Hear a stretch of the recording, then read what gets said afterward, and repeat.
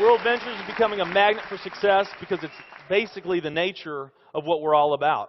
It's hard to believe how much ground we've covered in such a short period of time. You know, in our first year, we did about 15 million in sales.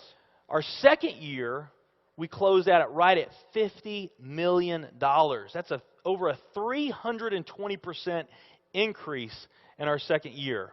And we are totally convinced that we will clear in our third year $100 million. And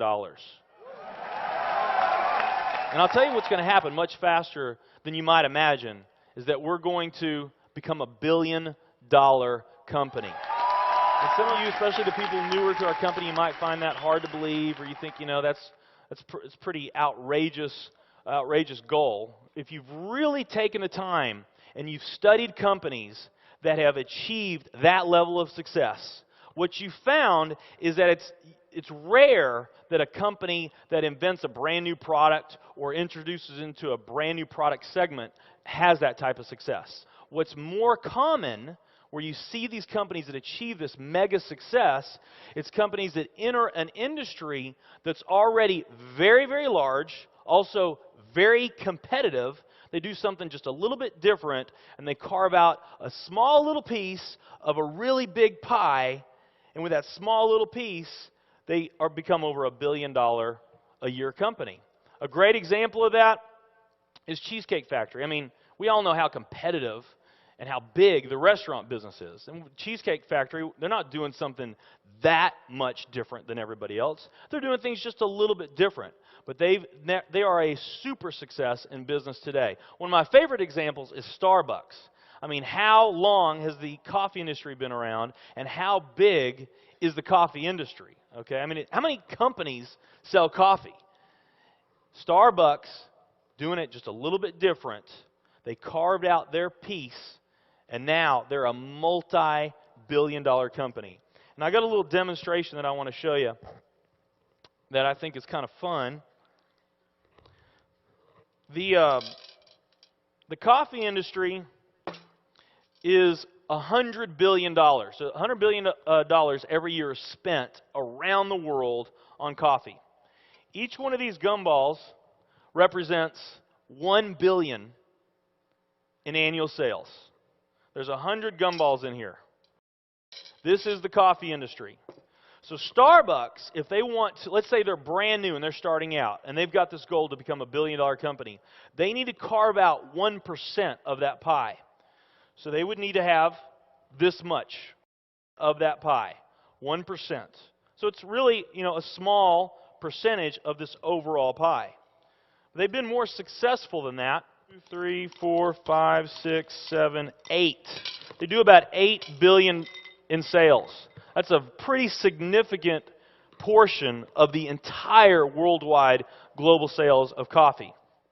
The nutrition industry is $226 billion every year is spent on nutrition. So again, each one of these gumballs represents $1 billion in sales. So here's the coffee industry, here's the nutrition industry. And by the way, you may not know this or not, but over half of all the network marketing companies on the planet today, they're nutrition companies. Now let's talk about the travel industry. We need a bigger base here. All right, here's the travel industry.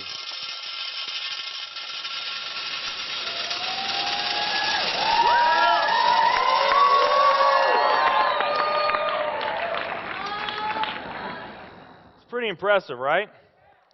Well, it doesn't stop there.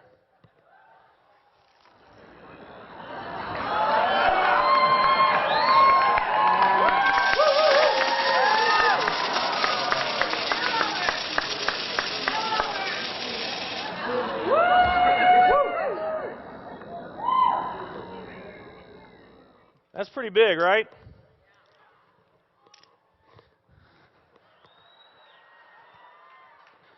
There's more.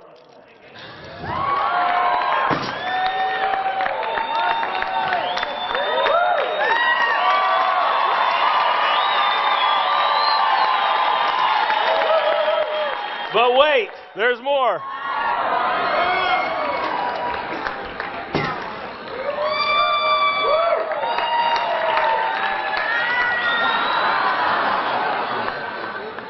And one more.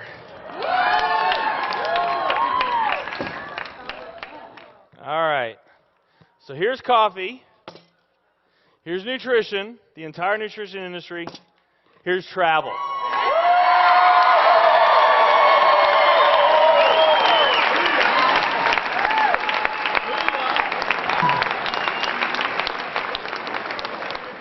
Travel industry is $7 trillion every year spent on travel. And they also say that the travel industry is going to grow from $7 trillion to $13 trillion over the next decade. Nutrition and travel. Over half of all the network marketing companies that are out there, they're nutrition companies. And by the top experts' estimate, there's probably at least 3,000 to 5,000 nutrition network marketing companies out there today. Now, let's play the numbers down a bit. Let's say it's not 3,000 to 5,000 companies. Let's say it's only 2,000 nutrition network marketing companies. And then let's also say that of this $226 billion, let's say that 30% of that $226 billion is represented by network marketing. Because we know nutrition is sold by a lot of other things other than network marketing. I mean, direct mail, television commercials, radio commercials, retail, Sam's, Walmart, all the grocery stores, GNC, Vitamin World, Whole Foods. I mean, you can buy nutrition just about anywhere, right? Okay? But let's say of this $226 billion pie, that 30% of it was represented by network marketing. That'd be about a third of this. It would be $68 billion, or about 68 of these gumballs. So of the 2,000 nutrition network marketing companies that are out there, they're all competing for that same 68 gumballs, right? That same 68 billion is what they're all competing for, those 2,000. Now, if those 2,000 were all equal, that would represent 30 million in annual sales per company, okay, which is pretty significant by most people's standards. I mean, we did a lot more than that our second year in business, but we're not typical. Let's say they're all doing 30 million, getting their equal share, 30 million a year in sales. Now, let's compare that to the travel industry. And let's really take these numbers down to the ridiculous. Let's not say that network marketing is going to capture 30% of this. Let's say that network marketing captures 1% of this. That would be 70 billion in the pie. And there's only a few other travel network marketing companies that we even know about. But let's say there's 10 around the world. So you got 10 all competing over that $70 billion. And if each of those companies equally gain their share, it wouldn't be 30 million a year, it would be 7 billion a year. 7 billion a year. Another way of looking at these numbers is that if you, let's say that you knew that the very best way for you to achieve your financial dreams and your financial goals is to team up with a network marketing company, and there's two companies that you really like. One of them's a nutrition company, and one of them's a travel company. And let's say those companies are equal in every way. Okay, the only difference that we're going to talk about is the numbers that I just shared with you right here. If you were to pick the travel company instead of the nutrition company, you would have a 620,000% greater chance of picking the right company just by picking travel. Who likes those odds? Tell me there's not an opportunity to do some mind-blowing things on a global scale in the years ahead.